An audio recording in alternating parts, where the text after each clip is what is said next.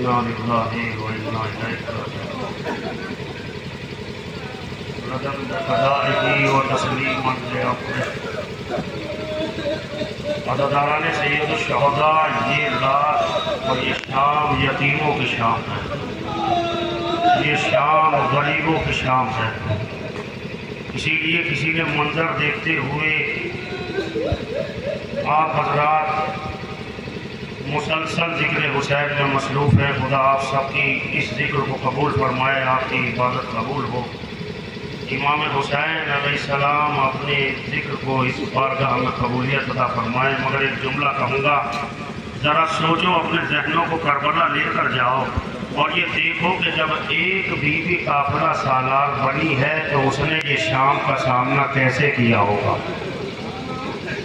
اس لیے شاعر کہتا ہے کہ خیام جل گئے جس وقت رات ہوتی ہے، یتیم جاگتے ہیں کائنات سوتی ہے۔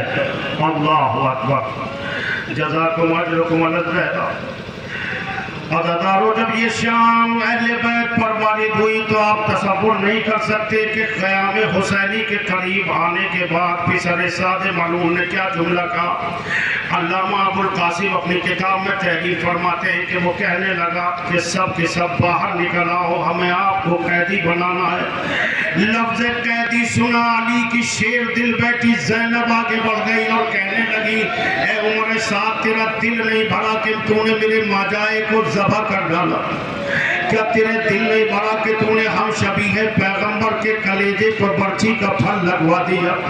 کیا اس سے بھی تیرا پورا نہیں پڑا کہ میرا 6 مہینے کا بچہ مقتل میں پانی مانگتا رہا اور اسے کوئی پانی دینے والا نہیں تھا؟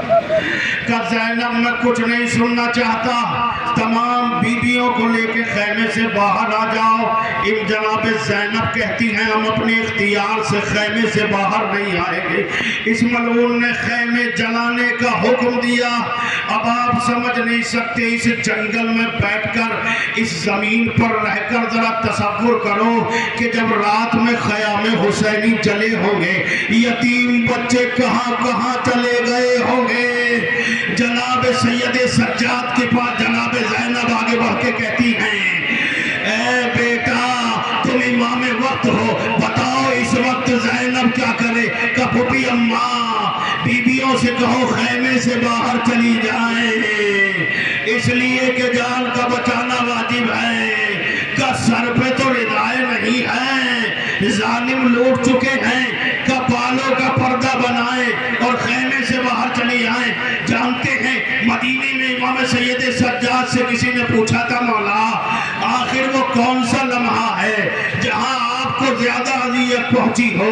وہ کربلا کے میدان میں کون سا مصائب ہے؟ کہ اگر تو کربلا کی بات کر رہا ہے تو سن، جب خیمے میں آگ لگی، میری پھوپھی اور تمام بیویاں ایک خیمے سے دوسرے خیمے میں، دوسرے خیمے سے تیسرے خیمے میں، جب آگ زیادہ شدت پر پہنچی تو میری آنکھ کھلی، میں نے دیکھا کونے میں ایک بیوی گریا کر رہی ہے، ایک بچی ہے نام سکینہ۔ میں نے کہا بہن سکینہ تم خیمے سے باہر کیوں نہیں گئی؟ کہ بھیا بالوں کا پردہ بن نہیں رہا ہے، حکم امام سے آگے کیسے بڑھ جاؤں؟ اب جب یہ بچی نکلی ہے تو دامن میں آگ لگ گئی۔ جزاکم اجرکم اللہ تعالیٰ۔ عزادارو، میں یہ نہیں کہوں گا اس لیے کہ دن بھر آپ نے پوچھا دیا ہے جناب سیدہ کو، مگر اتنا ضرور کہوں گا کہ اس جگہ بیٹھ کر ایسے روئیے جیسے زینب روئی ہوگی، ایسے گریہ کیجئے جیسے سکینہ نے حسین کو جب نہ پایا، جب دامن میں آگ لگی تو سکینہ مقتل کی طرف دوڑی۔ تاریخ یہ بتاتی ہے کہ شمر ملعون آگے بڑھا، جب کہتا ہے کہ میں چاہتا تھا کہ سکینہ کے رخسار پر تماچے ماروں کہ میری نظر گوشوارے پہ جا کے ٹھہر گئی۔ میں نے جیسے ہی گوشوارے کی طرف ہاتھ بڑھایا، بچی سہم کے پیچھے ہٹ گئی اور کہنے لگی، اے ظالم مجھے ہاتھ نہ لگانا، میں حسین کی بیٹی سکینہ۔ عزادارو، اتنے پہ بھی ظالم کہتا ہے کہ میں نہ منا، میں نے گوشواروں کو پکڑا، اب جو جھٹکا دیا ہے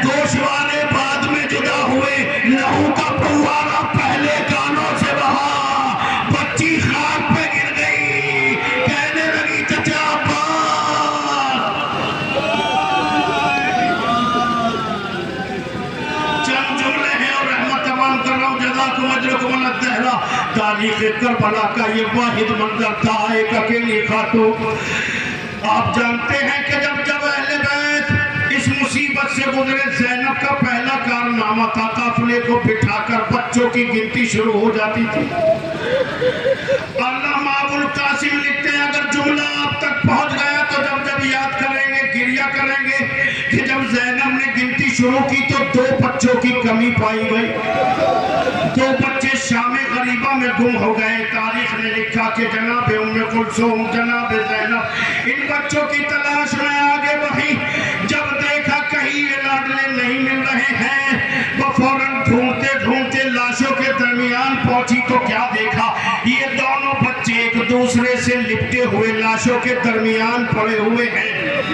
آپ جانتے ہیں ابو القاسم کا تحریر فرماتے ہیں کہ جیسے ہی زینب نے بچوں کو ہلایا تو کیا دیکھا، پیاس کے عالم سے جسموں میں جان نہیں، روح پرواز کر گئی تو حسین کی طرف رک کر کے کہا بھیا ارے یہ پیاسوں کی قربانی قبول ہو، میرے 2 بچے شام غریبہ میں دم توڑ گئے۔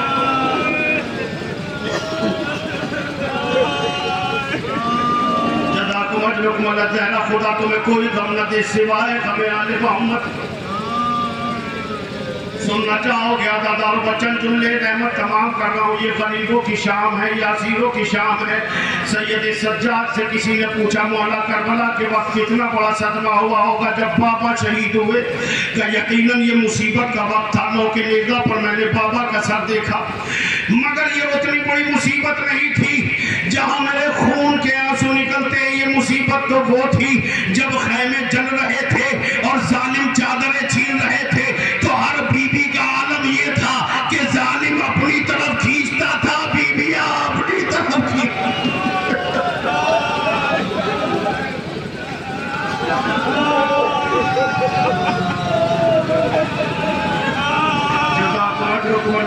خدا تمہیں سلامت رکھے، تم آباد رہو۔ حسین کا گھر اجڑ گیا، تاریخ نے لکھا، وہ آخری جملے ہیں، آخری روایت پڑھنا ہوا تھا، آخری روایت پڑھنا ہوا، آپ محسوس نہیں کر سکتے کہ جو صدمہ جناب امام زین العابدین نے اٹھایا ہے وہ کتنا سخت صدمہ ہے۔ زینب پہرے پر ہے، یہ پہلا پہرا ہے جو عباس کے بعد زینب دے رہی ہے، کہ یکایک زینب نے دیکھا کہ ایک سوار ہے جو چلا رہا ہے، بڑا چلا رہا ہے خیام حسینی کی جانب۔ یزید یتیم بچے تھک تھک کر بلک بلک کر ابھی سوئے ہوئے تھے کہ زینب علی کی شیر دل بیٹی آگے بڑھ گئی اور کہنے لگی ہے بھائی میں نہیں جانتی کہ تو کون ہے، مگر اگر تو لوٹنے آیا ہے تو اتنا سن لے کہ اہل بیت پہلے ہی لٹ چکے ہیں، اب یتیموں کے پاس کچھ نہیں ہے، یہ ابھی تھک کے سوئے ہیں، صبح کے اجالے میں جو کچھ ہوگا وہ ہم تجھے دے دیں گے۔ مگر جب سوار نہ رکا اور زینب روکتی رہی، سوار آگے بڑھتا رہا، تو ایک مرتبہ علی کی بیٹی کو جلال آ گیا اور کہنے لگی تو مجھے مجبور سمجھ رہا ہے، میں عباس کی بہن زینب ہوں۔ جب اتنے پہ بھی سوار نہ رکا اور آگے بڑھتا چلا گیا تو ایک مرتبہ علی کی بیٹی نے لرزتے ہوئے لہجے میں کہا اگر تو نہ رکا تو میں نجف سے اپنے بابا علی کو پکار لوں گی۔ تو اتنا کہنا تھا کہ یہ سوار قریب آ گیا اور نقاب کو الٹ کے کہا اے بیٹی تو نے کہاں پکارا، میں تیرا بابا علی۔